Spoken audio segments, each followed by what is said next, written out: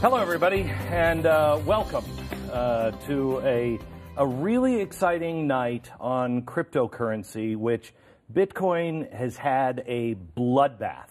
And we're in the middle of something that is, if you are an investor like I am, a little nerve-wracking, to say the least. It's one thing to put a few $100s into it, but then see that, when you put something in, it's, you've got $200, and then all of a sudden it's $20,000, and it goes down to 10, you're like, you should have pulled it out. It's a lot easier to invest the money and say, oh, I'm just going to leave it in, and I'm not even going to check it. I'm not going to work. And then when it starts to be real money, all of a sudden all you can think of is, I should pull it out. Should I pull it out? Should I pull it out? Tonight we're going to address that. And this is something that has been in the making for about 3 or 4 months on my side. And I'll tell you about that here in a second.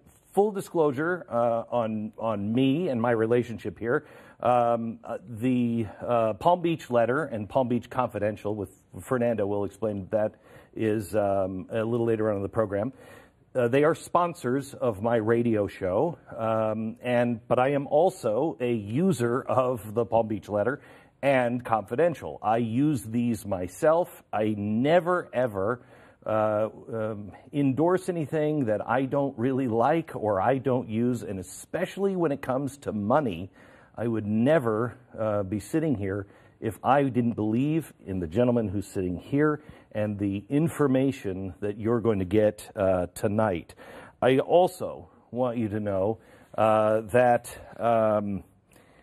this is not, tonight we're not going to be talking about blockchain or how it works or the basics. This is something that Tika, when we first met, I don't know, 6 months or 8 months ago, he was in my office and he said, I said, can you just teach me about blockchain? And because I got a basic handle, but I need somebody to talk down and slowly to me. And he came in and we spent about 3 hours that day. And about halfway through, I said, could you do this for our audience? That is a separate show, and that's free as well, and it's online. And if you need the fundamentals, you go watch that. This tonight is to show you some information that I think is pretty shocking and may actually, in the end, transform your life. So you know, as I always say, please don't take my word for it. Don't take anybody's word for it. Do your own homework. And as Tika will say over and over tonight, don't invest money that you don't have. Don't put tons of money. This is a different kind of investment. It's not like the stock market. Right. This is something entirely different. We're also going to be taking your phone calls and your questions a little later on in the program. But first, I want to introduce you to a man that I got to know about 8 months ago, and he came into my office, and we were looking for some expert that could actually speak, like a human being. That wasn't just giving me a bunch of gobbledygook that I have absolutely no idea. Well, you see the head and shoulders here on this chart. I don't know what that means. And so we sat down, and I quickly came to respect him. And we didn't do any business at that time. Right. We wanted both of us to do business with each other, but we didn't. I wanted to make sure that I was reading and using the newsletter, see if there was any value in it, and there is tremendous value in it. Tika Tiwari, welcome. Thank you, Glenn. It's wonderful to be here. Yeah. So I want we have to accomplish a few things. Okay. First thing we have to do is I've had enough time to do my homework on you. Yeah. And when somebody's giving you advice, especially when it's, hey, you should buy this, I got to know that I can trust you and it's not a ShamWow kind of commercial. Sure. You know what I mean? Yeah, of course. So let's start with who you are. Yeah. You were former Wall Street. Correct. Okay. You are now a vice president, an editor? I was a vice president on Wall Street. I was the youngest VP ever in the history of Shearson Lehman Brothers. Okay, we'll get to that here in a second. Yeah. But I want to know where you are now. So where I work for the Palm Beach Letter. Okay. I'm the editor. You're the editor. Yeah. Okay. Let's go back now all the way. Yeah. so we know who you are. Okay. American citizen or English? I am American now, but I was born and raised in London until I was 16. Like an orphanage or something. You were like, I'd like more, please. I guess the 1970s version of that. I grew up in the foster care system. I grew up in group homes, and I was raised by a couple of different foster families. That is a really hard childhood. It had its challenges, Glenn. Right. Yeah. So, I mean, you know, you think of foster care, I mean, the worst part of, you know, especially over in England. Yeah. Did you have soot on your face? And you're like, I met me a chimney sweep outside just a minute ago. Well, I can tell you, although I'm a little portly today, there were days when there wasn't food, and in my bedroom, it was completely unheated, and my bedroom was over a garage that was uninsulated, and when you breathe like that, oh my gosh, you could see your breath. And so my bedroom was usually around 38 to 42 degrees. Holy cow. Yeah. So people have choices to make in their life. Sure. Your life went from nothing, foster care, to, and I don't want to get into it because I missed the opportunity on Bitcoin for so long, you are tens of millions of dollars healthy. You don't have to be here, let's put it that way. I don't have to be here. You don't have to be here. No, I have a bigger mission than just making more money. So you're in foster care. Again, people have decisions to make. A lot of people, starting the way you did, go off and don't amount to anything. Correct. Okay?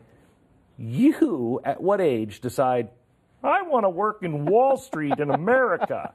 12 years old. I saw a show on TV, and I got exposed to the stock market. And I thought, this idea where if you could use your brain and forecast economic events, that you could buy a piece of paper and it could go up in value, was revolutionary to me, because at 12, I had only ever seen people make money trading their time for money. I'd never seen anybody make money with their mind before. And that idea just fascinated me. So when did you move here to America? When I was 16 years old. I left the UK. I had $150 in the clothes that I was wearing, and I came to the United States. How freaked out were you? Very freaked out. Very, very freaked out. Did you have somebody here you were living with? I had a chimney sweep? I had a relative that would let me crash on their couch, and I slept there for 6 months. I worked 7 days a week to get enough money to get my own apartment. So within 6 months, I had enough money, and I got my own apartment, and I was out completely on my own. Unbelievable. So did you finish high school? I finished high school at 16. I got accepted to college in America when I was 16. I went for 2 weeks, and Glenn, it was like high school with ashtrays. I couldn't do it. So when do you go to work on Wall Street? 1 month after my 18th birthday, I talked myself into a job at Lehman Brothers, which was the #1 producing retail brokerage firm in the world back then. It's 1989.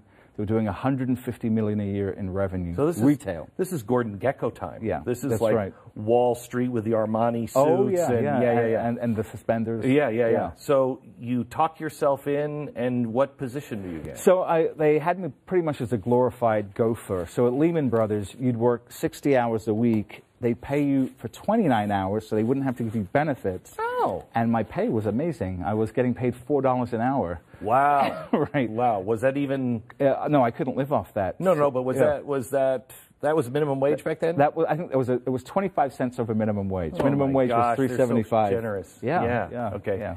So you're working 60 hours a week. So I'm working 60 hours a week. $4 an hour, and you're only being paid for 29 hours. So I have to work at night on a loading dock in Brooklyn. And then I work in a kitchen on Saturday and Sundays, 12 hours Saturday and 12 hours Sunday. And I worked like that for almost 2 years. And that's at 18? 18. How close to 20 were you when you became a vice president? I was 20, just about to turn 21 when I became a VP. How did that happen? I became the highest grossing rookie broker and then second-year broker in the history of the firm. I just was really good at my job. And they said, well, we got to make this kid a VP, otherwise he's going to leave. That's unbelievable. Right. The old farts must have hated you. Yeah. Okay, so you're on Wall Street, you're working for Lehman Brothers. Right. What years this? These are the 80s, early 90s. Early 90s. Yeah. So tech is just beginning to start. Is just beginning to boom. How much money are you managing?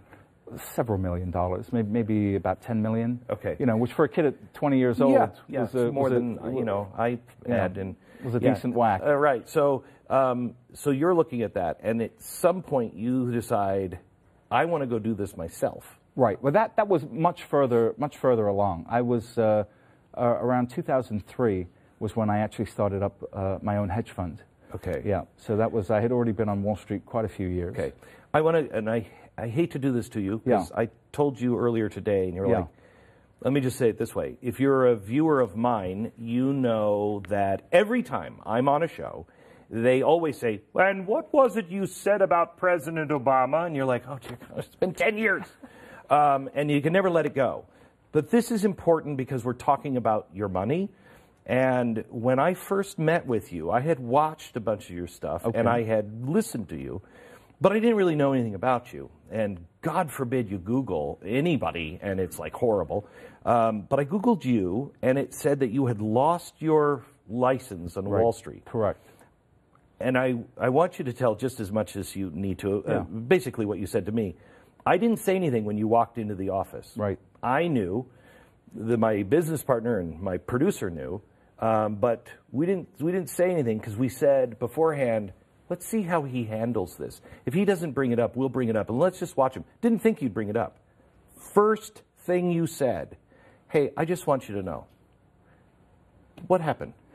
Yeah, you know, I was young, I had a young family, and I made this mistake of starting up a hedge fund while I was still with my brokerage firm, and did not tell my brokerage firm about it. And you can't do that. Right. You can't start something up while you're still a registered broker. Even though those people were paying you $4 an hour and working 60. Yeah. Okay. Right. All right. So, you know, it's emotionally uncomfortable for me to talk about because, you know, it was honestly, it's the worst decision I ever made in my life, and I regret it to this day.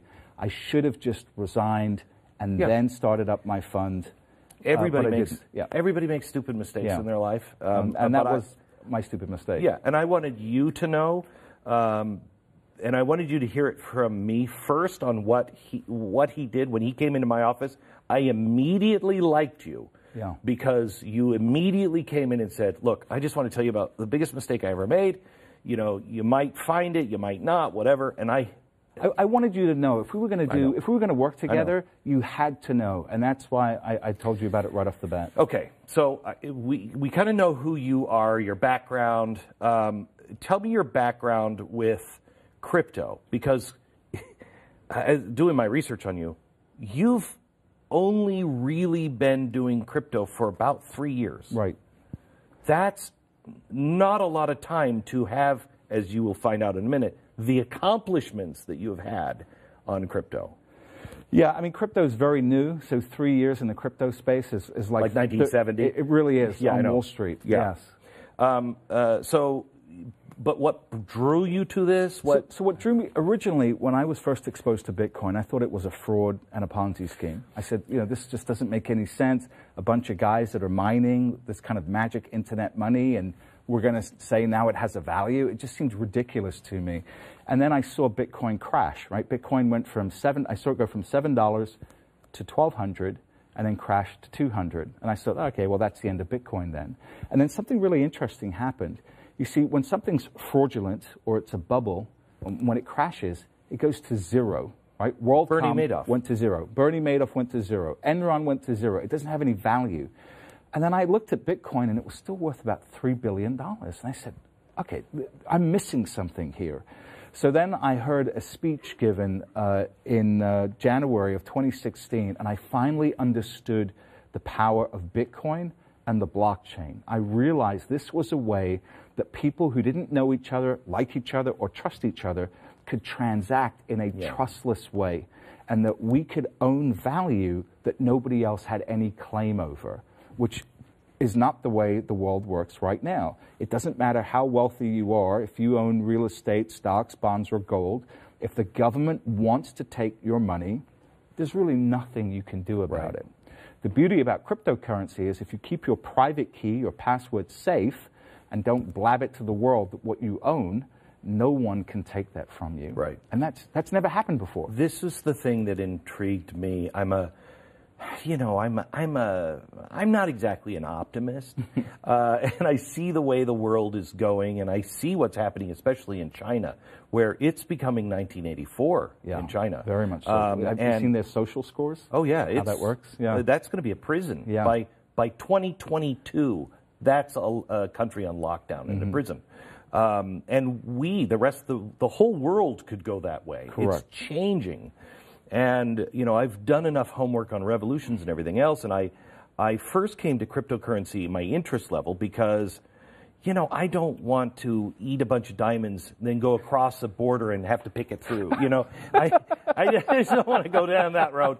The thing about cryptocurrency, as long as you know that number, it's yours forever. It's yours forever. But it's not something that it's getting a bad name on. And I think this is really important. This is something I learned from you just this week. This is not.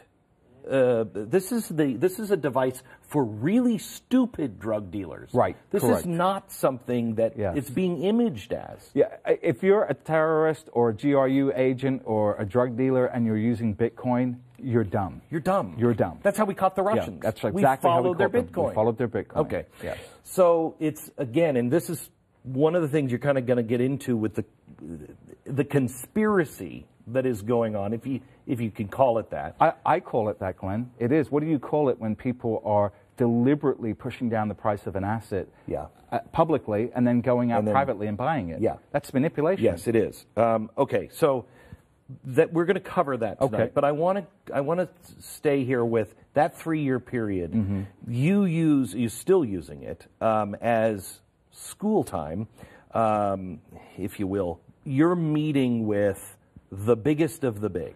The absolute biggest players. I don't know if we have these images here, but what I do is I travel all over the world. I don't just sit behind my desk. Right. And I go out and I meet the development teams, I meet the people that are actually building this code, I meet the venture capitalists, the people that are funding it, I meet with pension fund managers, I meet with hedge fund managers, and I sit there eye to eye, belly to belly, and say, okay, you know, what are you doing? Why are you doing this? What got you excited about it? What was it about this particular project that you liked, right? And then if I have a project that I like, I say, tell me about this project. Or I'll sit down with a guy that's a complete genius and say, take a look at this technology. Is it legitimate?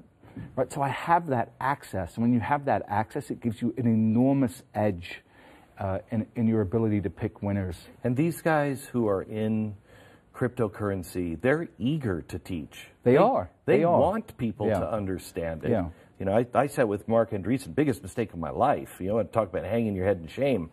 Biggest mistake of my life. I'm sitting with Marc Andreessen, who, you know, he was the man, right? He was the man. He kick-started the whole internet boom. Yeah. So, and he started, what is it, BitPay. Yep. And I'm sitting in his office, and he says, you know, we're going to start this little BitPay thing, and, you know, you should get into, you know, it's like 1920. You should get into plastics. That's crazy. And I heard Warren Buffett's voice in my head. Right. If anybody remembers during the dot-com bubble burst, he said, don't invest in anything you don't understand. Well, this is crazy complex, and I didn't understand it. That was a mistake. I will say, don't invest more than you are willing to lose in what you don't understand. May I say, don't invest in things that you can't afford to lose at any time. Right. But also don't invest in things you don't understand and should. For instance, you could talk to me about how the air travels under the wing and then over the wing and how that provides lift for, you know, a skyscraper and we can fly to another city. I don't understand it. Right. I don't need to. Yeah. I got enough of it to trust it. Yeah. So you are working with people, the Ethereum founder? Yeah, so I interviewed Vitalik Buterin. I was one of the first guys to interview him, and at the time, Ethereum had already risen 3,000%. It had $1 billion market cap, and I was talking to him, and I then studied the project, and I said, you know what, this thing is really undervalued. People thought I was crazy. It was around $9, and I wrote a report on it. As far as I know, it was the first ever really well-researched, legitimate research report on Ethereum. And I said, I put a $360 price target on it. which was over a $30 billion market cap. Right. When the whole market cap of the entire ecosystem was only, I think, $12 billion at the time. So I was saying that one idea this was going to 3x the whole market ecosystem. People thought I was insane. Insane. 2 years later, it goes to $1,400 a coin. Yeah. John McAfee.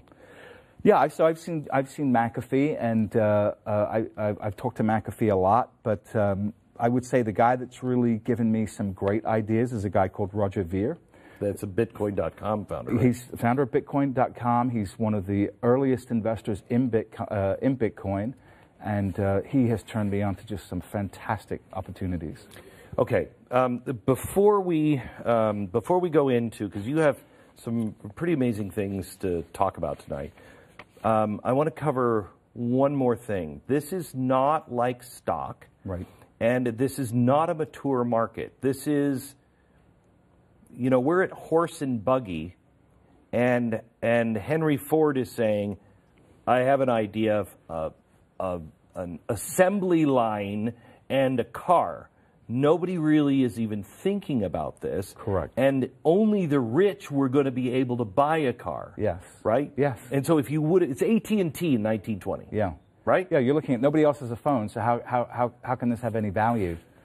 Yeah. Right. Okay, so you come into my office, or I think it was about 3 months ago, and you said, Glenn, I want to see if you would help us do an event in mid-July. Right. And I said, okay, let me look. And I think I was actually going to be gone, and so I was trying to talk you out of have it, any other time. And you were also freaking out about the market, remember? Oh, yeah. Yeah. I actually was until we started talking this week. I still was freaking out. And you said, no, it's got to be towards the end of July. Right.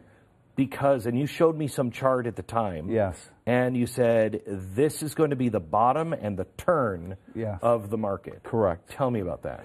Okay, so I did a study, and I don't know if we're jumping ahead here, if we've got some charts, but I did a study. Yeah, there is a chart. There is a chart on this? Okay, so I did a study looking back at the last time we saw an emerging technology like blockchain, and that was the late 80s, early 90s tech boom. Right? Technology was brand new. We didn't know how we were going to use it. We knew it was going to be important. We didn't know exactly how important it was.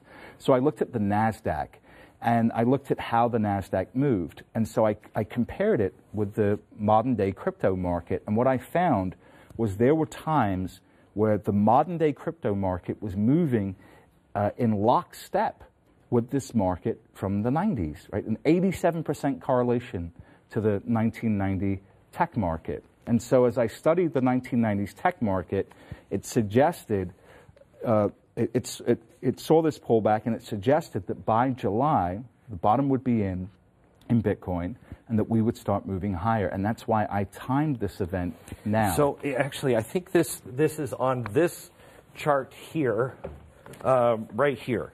Is that the chart? Yeah, that's the chart. So tell me what that chart is. Show it to me. Let's see if we can get the camera on this and the light. Yep. Okay, so this here is the NASDAQ between 1990 and 1991. It just absolutely collapsed. And then this line here is Bitcoin, and you can see how well correlated they are, right? So this is up to an 87% correlation. This is, these are two markets separated by almost 3 decades. And they're super correlated. And the reason being is that markets move in a very similar fashion when you have brand new technology, right? They move with sentiment, and you have this radical type of volatility that takes place. And so I call this the analog. And the analog is what has allowed me to make so much money in the crypto market, because when people were panicking and selling last year, Bitcoin crashed 5 times, more than 30%, and once it crashed 40%.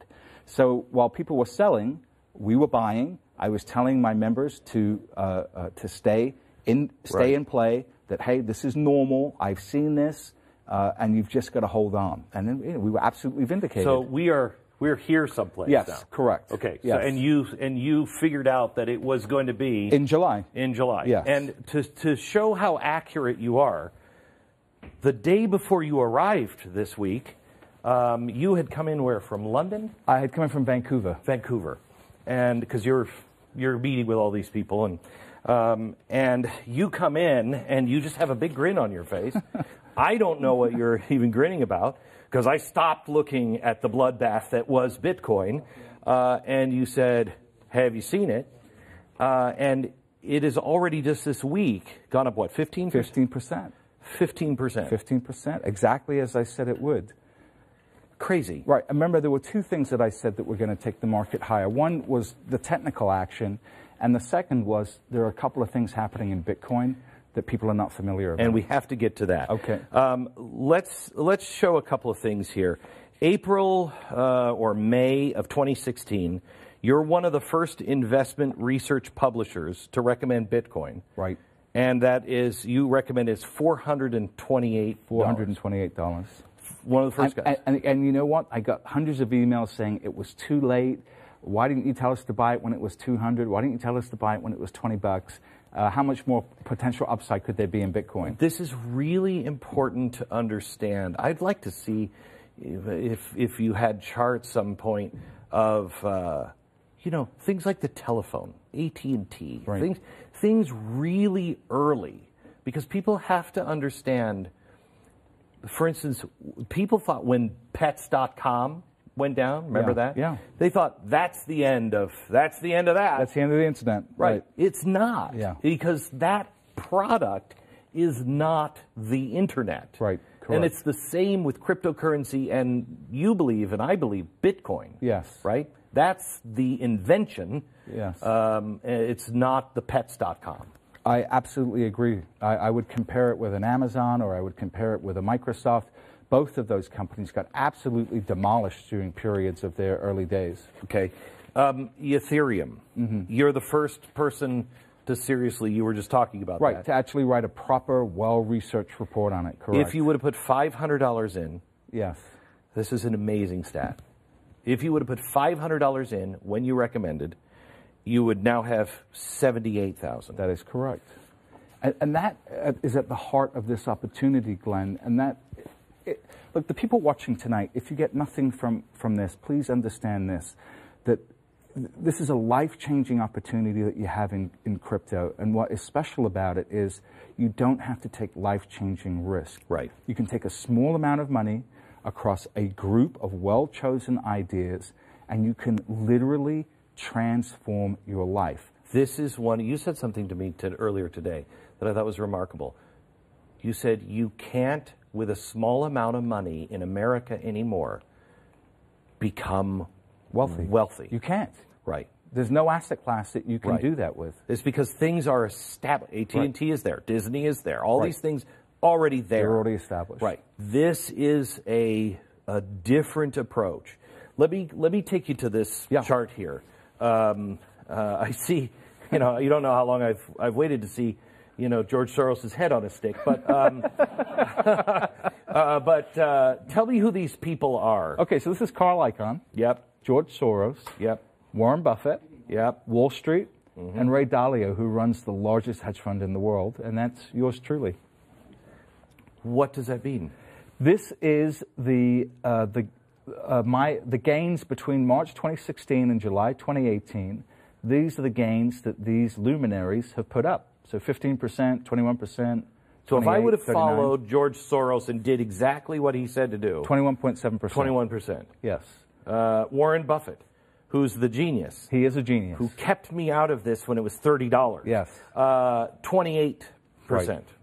You are 1,388%. Over the last 2.5 years, and that includes the pullback, Glenn. We didn't cherry pick those numbers.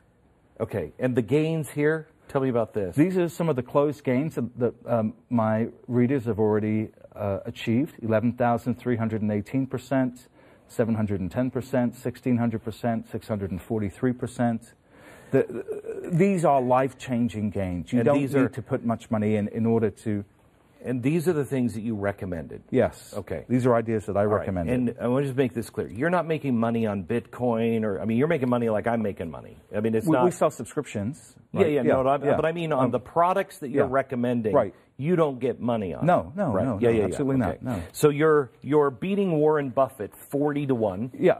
Yes, 40-1. Right. I mean, I've got some stats here. Go ahead. So anyone who followed my recommendations could have turned $10,000 invested, and this is including winners and losers, into $115,000 over a 26-month period.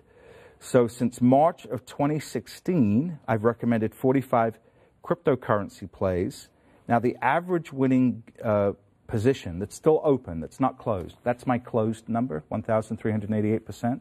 But my average winning open position is up 2,357%. Open means it's still in play. Still in play. We haven't sold it. Okay. We have not sold it. So our average, I've taken 2 losses for an average loss of 48%. So our winners are 38 times bigger than our average loser.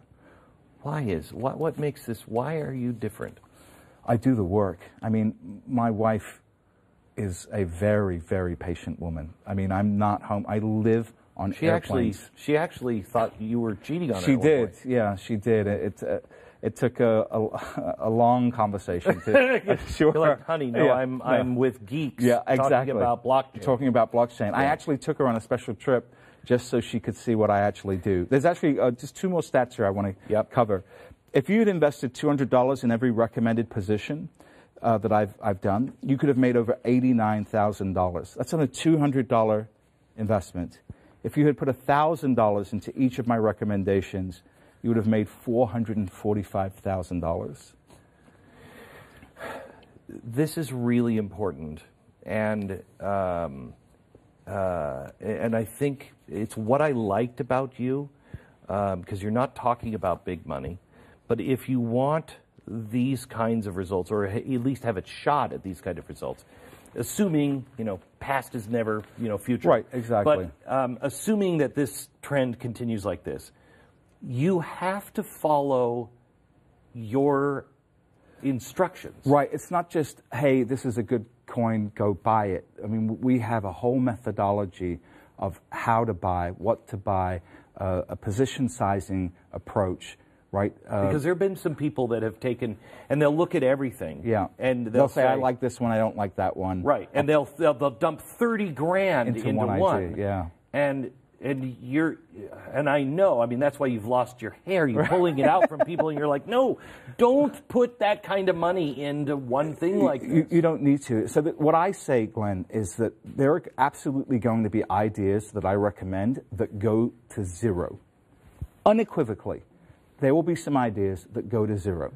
And so what you have to do is you have to use a uniform position size. You put the same amount of money into every idea. You never risk anything more than you're prepared to lose.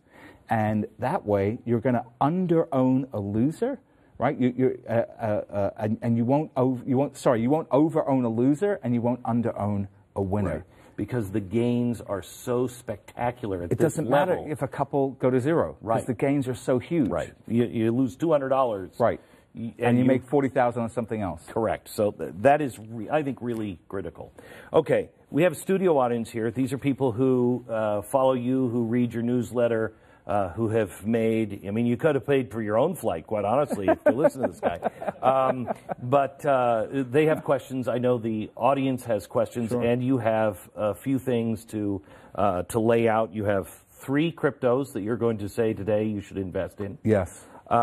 You have a price projection of Bitcoin, which you've already said on the air, and I think it's, I'm trying to... You think I'm crazy? I do. I think as the guy who gets hammered for saying the caliphate is coming, and when it didn't come, on Tuesday, I'm a freak. I know how people play with this. Yes. And your price prediction by the end of the year... Yes. Is conservative.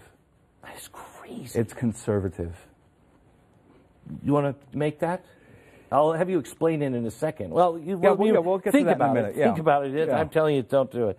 But Because I will tell you this. We record this. Yeah.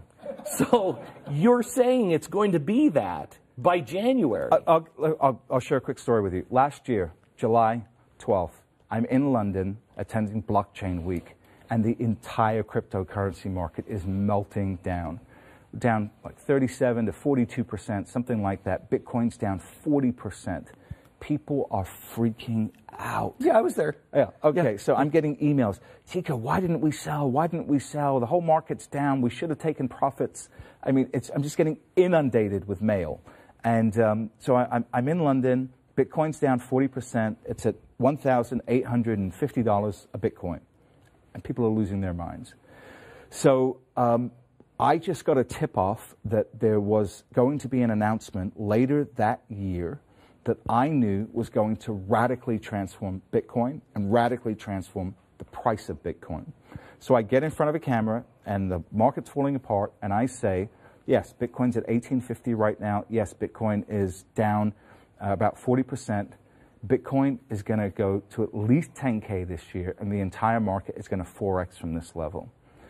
The hate mail that I got from making, you're irresponsible, how can you tell people this, you're giving people false hope. But you got to understand, Glenn, everything I say and everything I do is based on research. Right. So back in July, the reason why I was so bullish on Bitcoin is I had just found out that the CFTC, the folks that govern all the futures trading in the United States, had just approved the first step for a Bitcoin futures contract. So I knew once a Bitcoin futures contract started trading, a whole nother leg of money was going to come into the space. Mm-hmm. And 10K, I knew was going to be a low number. By the end of the year, we hit 20K. Now, if I had said 20K, I'm sure my publisher would have had me Baker acting. And you know what? People would have said, you said 20, it hit 19.4, right, 19.7. Right, you know what I mean? Right. That's why I'm like, I heard your prediction. Bring it down, bring it down. And what was really frightening is he said, I did bring it down. I'm like, bring it down some more. All right, so this can be, if people understand low sums of money. Right. Spread it out, follow the system. Yes. It actually can be fun. Yes. You know, as it gets up to 35,000 or whatever it gets to, you know, then it'll be up to us not to freak out and go, you would just have to just leave it alone. You got to leave it alone. All right. We're going to get to the strategy, to all of the things, and also a chance for people to win. You're going to be able to win your share of $2 million in Bitcoin. Well, you'll have a chance to claim your share. Yeah, of $2 million. I don't know what Bitcoin. that means. That sounds legalistic, doesn't it? So we'll get into that here in a second. Fernando will explain all of that. So here's what I want to go to now. Okay. The question that I had for you the other day was, why are you calling this the Great Crypto Conspiracy? Okay.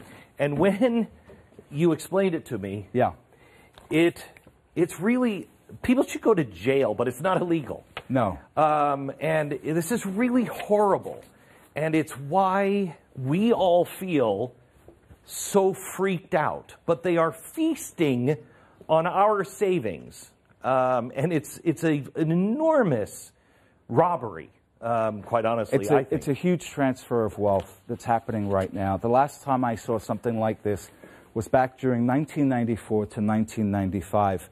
In the early to mid-90s, individuals were making just enormous amounts of money buying companies like Dell, AOL, Microsoft, Netscape, and some of these smaller internet stocks.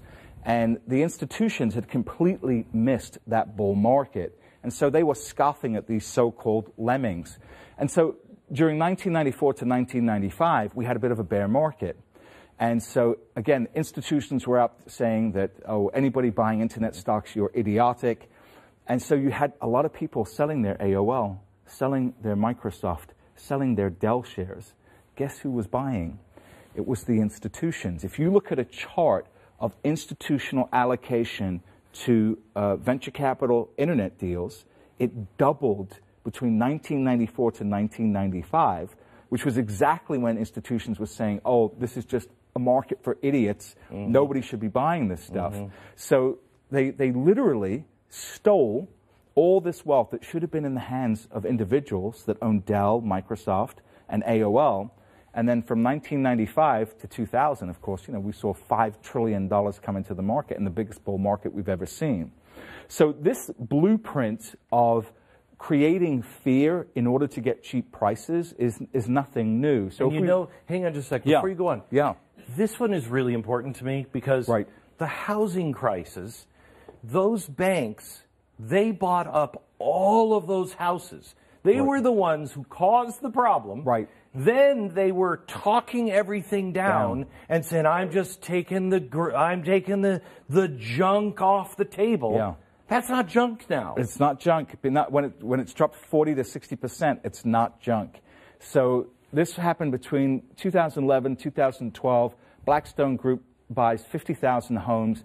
But during this period of time, the regular individual couldn't get a mortgage, right? It was virtually impossible to get a mortgage during this time, exactly when institutions were buying. And then the dot-com crash in 2003. If you can go back and look at old CNBC clips during 2003, even as the market was starting to come up, oh, don't buy tech stocks. No, they're evil. Don't buy tech stocks. Don't buy tech stocks. But institutions, if you looked at the 10Ks, the Qs, and all of the filings, the quarterly filings, they were all loading up on tech. This is how the rich get richer. Yes. They know, they're connected. A lot of times they're coordinating without the insider trading. This is not illegal to do. No, manipulating the news cycle, if you're smart about it, is they can get away with it. Nobody's ever been arrested for anything like this. So now, with crypto, I know personally, I know people that would have gotten in or stayed in if these people weren't saying what they're saying. Right, and so this has really been extremely egregious. So on September 12th, Jamie Dimon says Bitcoin is a fraud. He says he'll fire any one of his traders buying Bitcoin. Bitcoin drops 24%. When Jamie Dimon speaks, people listen. People listen. So that weekend, we found out that the largest buyer of a Bitcoin fund that's in Europe that buys physical Bitcoin, right? The largest buyer was Morgan Stanley and JP Morgan. And that's not illegal. He says it's a fraud. It says he'll fire anyone that buys it. Yes. And at the same time, his company is buying it. His company is buying it. It's just, so unethical. Right. Okay, George Soros. George Soros, in January 24th, price was already down, calls Bitcoin a bubble, says Bitcoin is the worst, the worst investment in the world. Don't buy Bitcoin. Don't buy Bitcoin. Basically throws gasoline on the fire at this point. And then what do we find out? So he says bubble here. It drops 44%. Right. And then here in April, 2 months later, guess what we find out? Yeah. His $26 billion family office has approval to buy cryptocurrency. Right. And we only knew about it publicly here. And this is the kind of thing that George Soros is famous for this, talking the sterling down. Yeah. And what did he do? He stole the pensions of all the little people. Yeah, made $1 billion. Yeah. Okay. So then here now, Goldman Sachs, this, again, February 7th, most cryptocurrencies will crash to zero. Now, I remember when they said this in February, and I had, through my network, I knew that Goldman Sachs was setting up a crypto trading desk. Absolutely knew they were setting up a crypto trading desk. And I remember you telling me that. Right. And then, of course, they were denying it. No, we're not. No, we're not. No, we're not. Price falls down 27%. And then what do we find out? We find out here, they say BTC 0. And then we find out just before May, new trading desk. Not only that, they put $400 million to buy a cryptocurrency trading platform. Okay, so February 7th, it's all going to zero. May, we just spent $400 million just on a flyer. And they're not the only ones. No. So you have a lot of institutions that are coming. You had Christine Lagarde from the IMF come out. And this was, what's funny about this, Glenn, is it was all around the same time. It was almost like I can't prove collusion, but, it walks like a duck, it quacks like a duck. And you know what? It's probably a duck. The people, they all hang out together. They all think alike. It doesn't have to be calling each other. Yeah. They know this game. Yes. So IMF, Christine Lagarde says in the first part of the year, says all central banks should band together against cryptocurrency. Right. Have you ever heard her say all banks should band together against illegal arms? No. Or illegal drugs? No. Or human trafficking? No. No. But this nascent asset class, we must all join arms against. What this did was play into people's heads that these guys are never going to let Bitcoin survive. Right. And so people thought, this is over. Selling. Yeah. So let me show you, can we show a chart of the 5 crashes? This is from, I think... Last year, right? Last year, yeah. Okay? Do we have that chart of the 5 crashes of Bitcoin? Right. It was 30%. Right. I think 4 of them were 30% and 1 was 40%. And this is, here it is. Explain this chart. Those are Amazon crashes. Okay, so these are Amazon. Do you have Bitcoin? Yeah, we need the Bitcoin chart.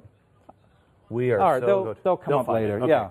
So what I want to talk about now is one of the key lessons I learned from being involved in the market so long is rather than listening to what people are saying, look at what they are doing. Correct. So this is what we should look at, and this is what I want people to focus on now.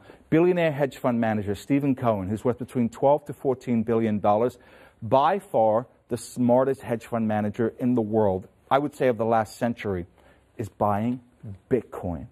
$6,800, buying Bitcoin. Mark Lasry, Avenue Capital Group, worth about $1.7 billion, has put 1% of his net worth into Bitcoin at around this price, $7,500. Andreessen Horowitz. Mark Andreessen. That's right, Mark Andreessen. An early investor in Airbnb, Skype, Facebook, just launched and Coinbase, just launched a $300 million fund.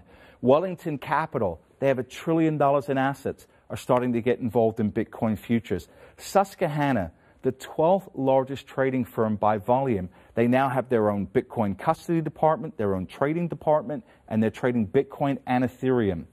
Goldman Sachs, this new CEO, David Solomon, the most pro-Bitcoin / cryptocurrency guy on Wall Street. The most pro Goldman Sachs. Goldman Sachs. He's the new CEO. He's coming into power shortly. BlackRock, this announcement just came out, the world's biggest asset manager. Now, last year, Larry Fink says, oh, you know what cryptocurrency and Bitcoin's good for? Yeah. Money laundering and drug dealers. Right. Right? So again, if you look at what he's saying, you're going to sell your Bitcoin, right? Yeah. You're going to say, oh, this is all BS. But guess what is happening now? They're going to launch an ETF. They're looking at an exchange-traded fund that will allow anybody with a brokerage firm to make it as easy as hitting a buy button to go out and buy Bitcoin. So you've got to look at this preponderance of evidence, right? All these people are already wealthy. All these people care about their reputation. If Bitcoin is such a trashy asset, why are all these people getting involved? It's really interesting because this is kind of like, in a much more positive way on this side than what these people are doing. It's kind of like with Donald Trump. You don't listen to what he says because he'll say some stuff that's like, what?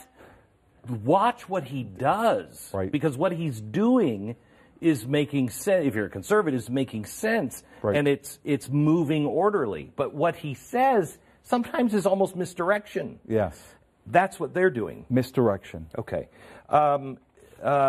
Let's talk about Nextel and Apple. Okay, yeah. So I want to talk about what has separated me in this marketplace. I think what has allowed me to show my readers such massive gains, and the reason why I don't just sell right away is because some of the experiences that I went through in the past. So between 1990 and 1991, I was a kid, and I had loaded up on tech stocks. I had a lot of Microsoft, a lot of Oracle, stuff like that.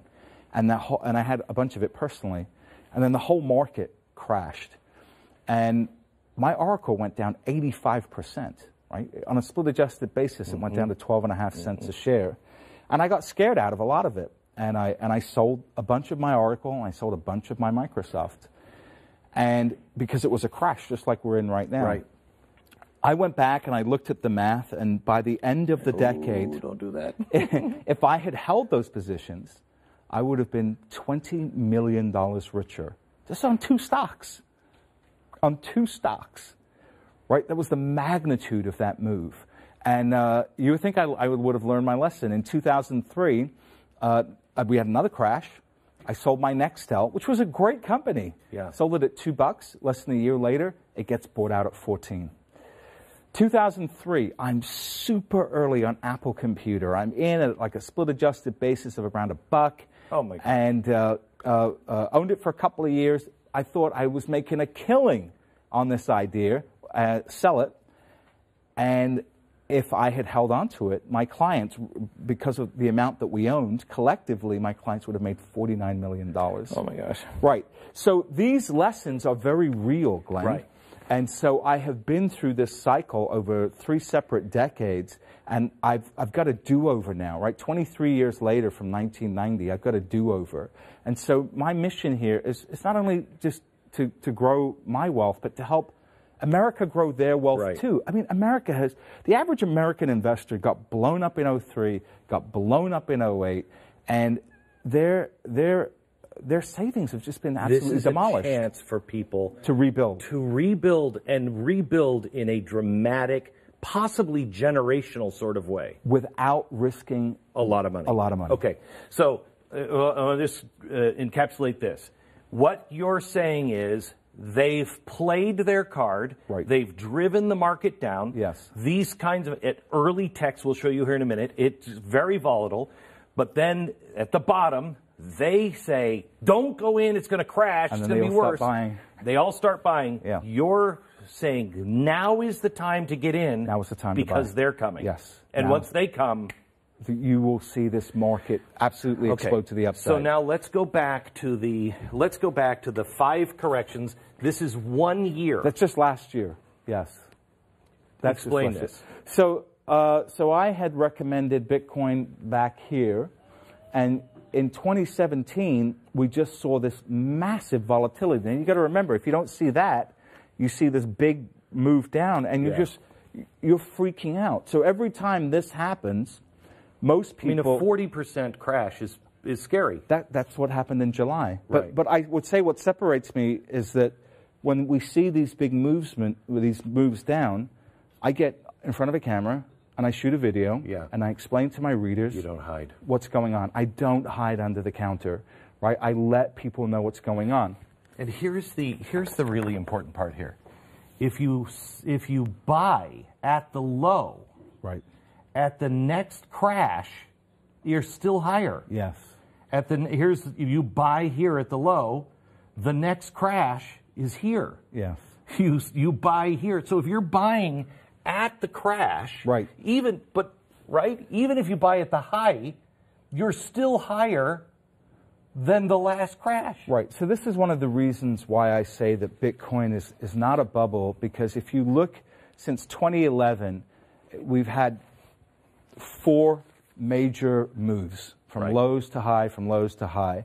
And even if you bought at the high of each move, you have still made money. Right. And that can't happen in a bubble. No. That can't happen in a fraudulent asset class. Okay, so the stock market is different. It crashed like this, 39% or 30%. But that was 10 years ago. We don't have those wild swings. Right. But early tech does. Can we go back to Amazon and show the difference here early on with the crashes? Right. So here, this could be a cryptocurrency chart, right? I mean, this is from 94 to 54. Oh my good Lord, right? I mean, that makes you want to throw up when you see that. Right. Right. You know, from 246 to 173, 402 to 297. This is just horrible volatility. And no one. If I owned it at 402, knowing me, and it goes to 297, and I don't see it going back up, I just see this, I begin to panic. Of course. And I think we should sell some of it. Right. No one in their right mind today would say sell Amazon. Right. Correct. Right? Yes. They would say, oh my gosh, you've got Amazon stock. When'd you get in? And so this is the special sauce of what we do, right? How emotionally, the average person can't handle that. And so I recognize that, which is why I recommend small positions. Okay. Because if you're not risking life-changing money, then you have the ability to handle that kind of volatility. Which is when I, you know, when it was at $300, I didn't take my own advice, but I said to my audience, look, buy it, but a fancy dinner and a weekend, right? Okay, you're going to blow that money. Yeah. Just take that amount and put it into the market. Yeah. Most people think you can't do that now. That's right. I had somebody ask me that question in Vancouver when I gave a speech. They said, oh, you can't get rich on $200 or $400. And I beg to differ. You absolutely can. So just really quick, if you put $200 into Apple, today it'd be worth $59,000. $200 in Amazon it would be $111,000. Microsoft, $200 would be worth $164,000. That's an 82,000% increase, and none of them had a straight line up. No. Okay, but none of these things really had the ability at this point. We're still really young because of the space. The space is incredibly young. So the whole cryptocurrency market is under $300 billion, right? So companies like Apple, that's about how much cash they have on their balance sheet, maybe a little bit less. So you only get the opportunity to make this kind of money from a small amount of money for a very limited period of time. The last time I saw a market that was small enough that you could do that in was the tech market from the early 90s, right? Because we didn't have a lot of hedge funds back then. We didn't have these massive pools of capital like we have now, and companies went public a lot earlier in their cycle, in their capital raise cycle. So you could get involved in a Microsoft when it only had a $400 million market cap. For Microsoft, a company like Microsoft comes to market today, it's already a multi-billigo market cap. Yeah, and you're not going to see those. You won't see those same big gains. Okay. Let's go ahead we're going to take some questions here in a second, but let's go to I think your prediction? Big predictions, okay. and your philosophy. Okay. Let's start with your philosophy of, that it's important to my position sizing. Yes. Yeah. Okay. So what I say is, there's a couple of rules that I have for your position sizing. If you're a smaller player, $200 to $400 per idea. If you're a bigger player, you can put $500 to $1,000 per idea, and that you keep it uniform. It's really important that you keep it uniform, so you're not over-owning a loser or under-owning a winner. Now, another rule that you can use is commit no more than 5 to 10% of your liquid net worth. Let me repeat that. Liquid net worth. Don't put 5 to 10% of your whole net worth. Yes. Your liquid net worth. And again, don't say, okay, well, this idea looks really great. I'm going to just buy more of this one. The key is to use the same position size across your entire portfolio. And I just want to say, if you look at the way that Bitcoin has moved over the last few years, since 2011, if you had bought Bitcoin when it was down 71%, right, which was as far as Bitcoin was down during this latest run, if you did that in 2011, 2013, 2014, the last time Bitcoin was down this much, if you bought it when it was down 70%, you would have made 55 times your money. The time before that, you would have made 289 times your money. The time before that, you would have made 2,083 times your money. Now, there's no guarantee that's going to happen again, Glenn. Right. But the odds are in your favor when you buy in after such a steep sell-off as we've seen now. What is custody? Custody has to do with a big problem that institutions are facing about getting involved in crypto. In crypto, any company that is managing money for other people has to have the stocks that they buy held by somebody else, a custodian, so they don't run off with your money. right? So you have companies like State Street, which is the second largest custodian in the world. They hold over $2 trillion of other people's assets, and they're trusted to hold those assets. So we don't have a proper custody solution in the Bitcoin and cryptocurrency space yet. We had one that was just announced by Coinbase, but what we think is going to happen is that you will see some larger companies start offering custody. And when you have custody, then an insurance company or a money manager or a pension fund can actually start buying Bitcoin. And how far away from that? Oh, we're very close. Nomura Securities just announced, and they're a $100 billion operation out of Japan, just announced that they are launching a consortium, a custodian that'll be in place by the end of this year. So that means the California Teachers Fund could potentially you put 1% of one of those things in. Could buy Bitcoin. And with the pension funds in the condition that they're in, it would be insane not to put 1%. Right. So now I have to be very careful about saying this and not burning a source. So I was at a private event held at a castle in Tuscany about a week ago, and there were 65 people that were invited, and I was fortunate enough to be one of them. And I had a meeting there with a gentleman who used to run a $20 billion state pension fund. And he loves crypto. And I was talking to him. He left that fund, the state pension fund, and I was talking to him. And I said, you know, how are state pension funds going to come into crypto? Because if you buy crypto and it goes down, you're going to lose your job, right? How do you do that? And he said, Tika, this is the reason why I left my job, to start up a whole new money management company. And so what they're going to do is use a vehicle called a fund of funds, and I'll explain what that is. So you set up a fund, institutions invest in that fund, and then that fund invests in other funds that invest in crypto. And that way, the institution has no direct exposure to the cryptocurrency. They're not holding the cryptocurrency. They don't have to worry if they're violating state rules. All they have is ownership of a fund which owns shares in other funds. Give me an idea of the scope. Let's say BlackRock. If BlackRock, just themselves, them, they invest 5%. I mean, that's bigger than the entire market cap right now of the entire space. I mean, they have $6 trillion, right? So it's over $300 billion. If these people just took 0.5% and invested, we're going to have a multi-trillion-dollar market cap. Okay. So then let's go to last chance. Yeah. Don't make this prediction, because I'm going to hold you responsible. As you should. In January 1, you say Bitcoin, which is at how much today? About 7,500. 7,500 will be $40,000. We will see $40,000 Bitcoin by the end of the year. Do you want me to explain why? Yeah, I was going to say, because of this. That's part of this, yes. And? There's a bigger reason. Since 2014, people have been trying to get an exchange-traded fund, an ETF approved by the SEC, right? So an ETF is basically like a mutual fund. It goes out, it buys stocks.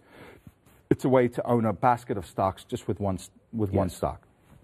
So people have been trying to do that for Bitcoin, because buying Bitcoin it's kind of a pain in the neck. It's a hassle. It's a hassle. But buying Bitcoin, because of Marc Andreessen, is not as hard. Right. Some of the other ones, you just like, I don't know how to buy this. Right, they're difficult to buy. Right. So what an ETF would do is it would make it as easy to buy and hold Bitcoin as going into your Fidelity account, hitting the buy button, and buying any normal stock. Right? So that would automatically open Bitcoin up to trillions of dollars of new investment. Now, since 2014, when people have been trying to do these ETFs, I've said it's never going to happen. Right? There's no way the SEC is going to approve it. You had the Winklevoss twins, the guy that made a lot of money in Facebook, had their Facebook idea ripped off. They've been trying to do it since 2014. I said there's no way the SEC is going to trust. In their eyes, I don't call them kids, but in their eyes, a couple of kids with a Bitcoin ETF. There's just no way. And so it didn't get approved. Wait, why? Because they don't understand it. Two, they don't trust the Winklevoss guys. They don't know them. They're not Wall Street guys.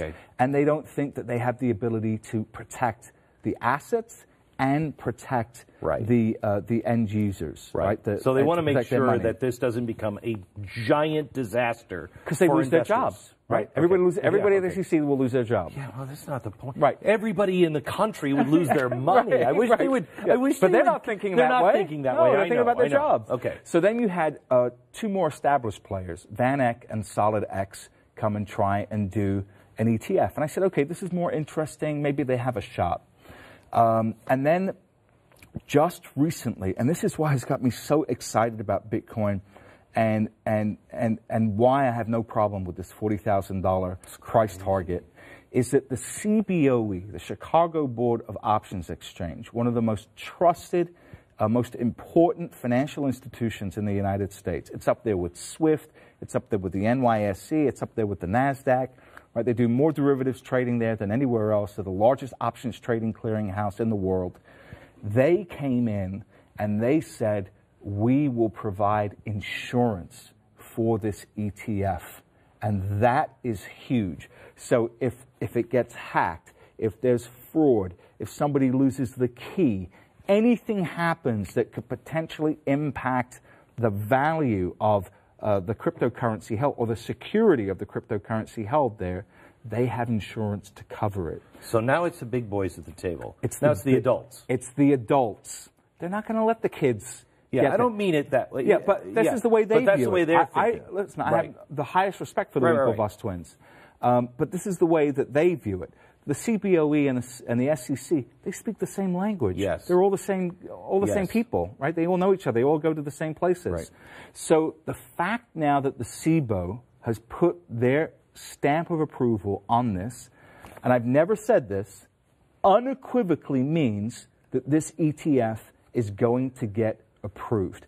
Unequivocally. The earliest it could happen is August 16th. The latest it can happen is Q1 2019.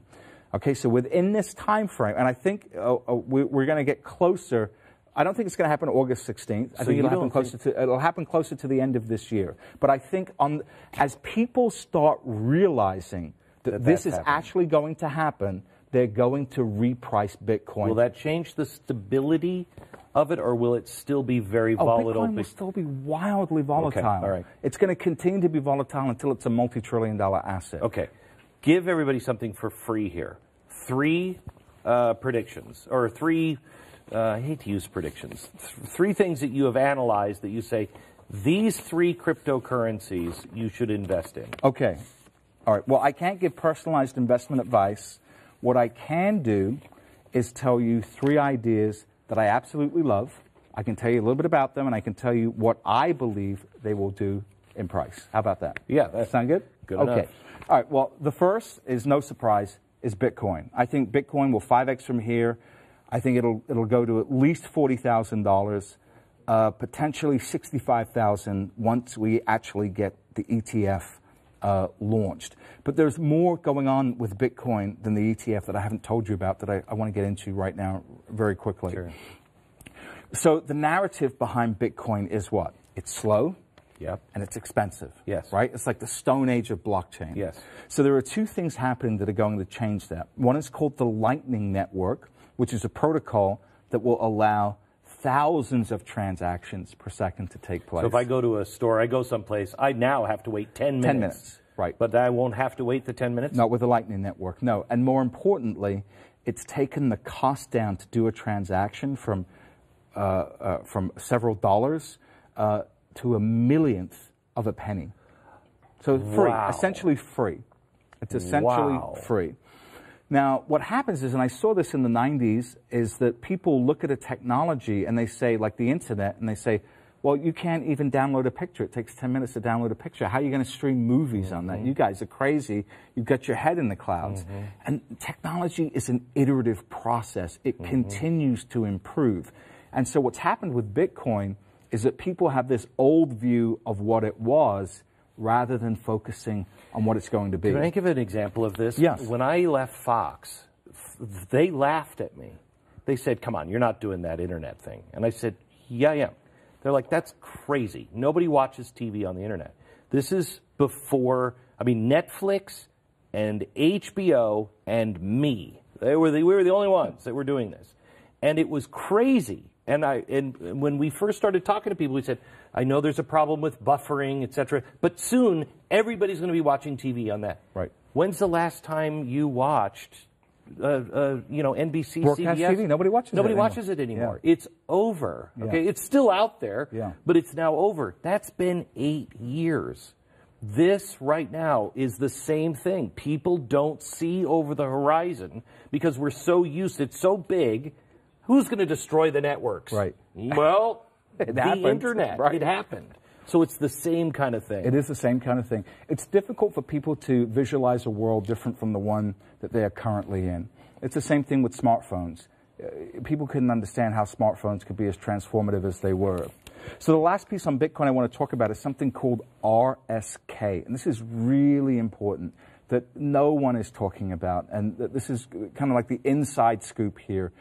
RSK will allow developers to create what are called smart contracts. So a smart contract is a piece of code that can execute and actually do something, right? So it says, if Glenn does this, then Glenn will receive that, right?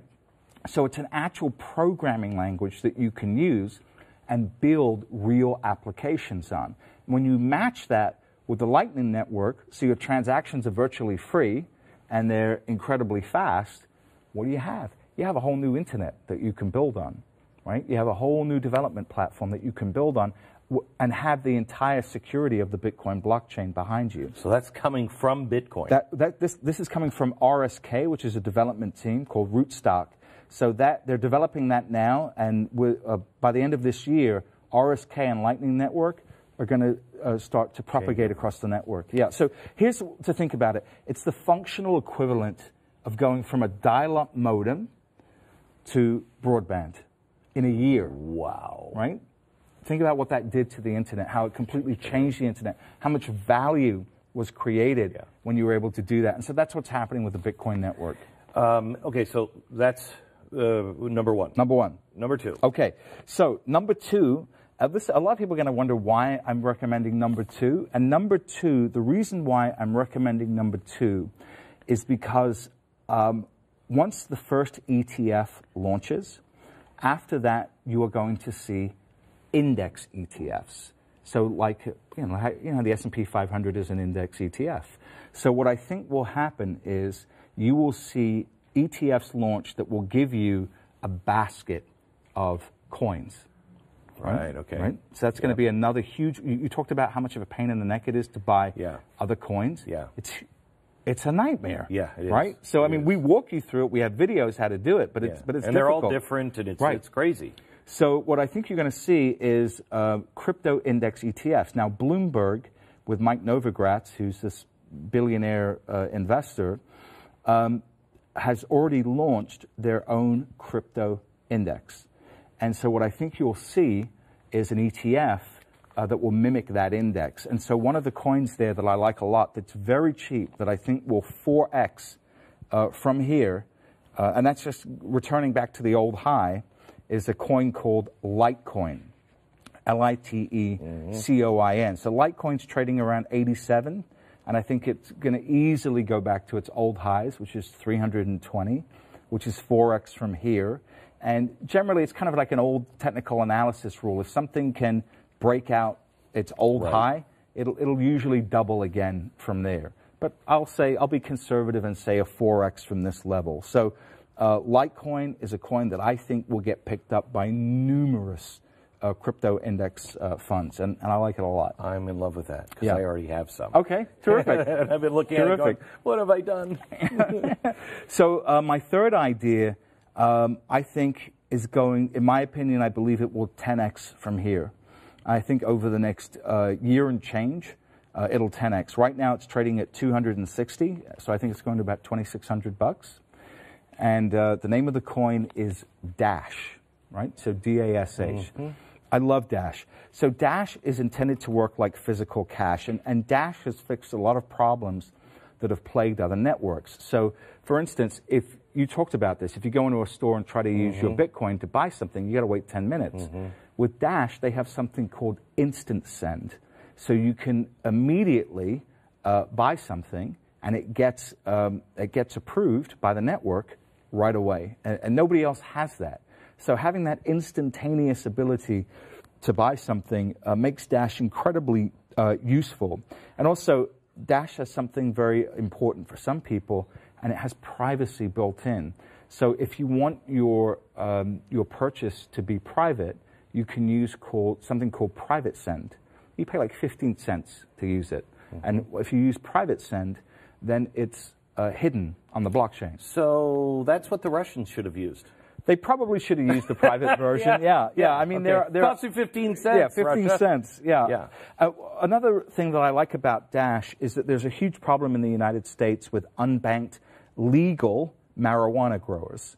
Right, so there's $55 billion a year in cash. Right, because they can't put it in the bank. They can't put it in the bank. Right, yes. So Dash is attacking that market, and you have growers that are using Dash in their point of sale equipment, and so people can convert their cash into Dash, use Dash, and because Dash saves them so much money, they can offer them discounts on their purchases and still come out ahead. So with your strategy, yes. Would you buy $100 or $200 of each of these? Again, I would say if you're a smaller player, $200 to $400 per idea. If you're a wealthier investor, $500 to $1,000. And the sanity check you need to do is, what is 5 to 10% of your liquid net worth? Write that number down, right? And that should be your entire allocation to cryptocurrency. So maybe it might be a bigger number than most people. So that's fair enough. You can use a larger number. Can I just ask a question? Yeah. Let's say this thing starts, if I start to see Bitcoin going to 20,000, 21,000, yeah. My instinct would be, oh my gosh, he's right. I'm going to put a whole buttload of money into that. That's the wrong idea. I wouldn't do that. Yeah, okay. I wouldn't do it. But this game, Glenn, is about staying power. We are on the verge of a massive explosion of value in this whole market. But if you get blown out because you were dumb with your money and you put 30, 40 grand into an idea that just collapsed, you're going to miss it all. And the regret that I experienced in the 90s and in the double O's, no one should have that kind of regret. $20 million? $20 million, right? $49 million that should have been my clients and wasn't, right? So I put together this strategy and this methodology so you can survive this volatility. I hope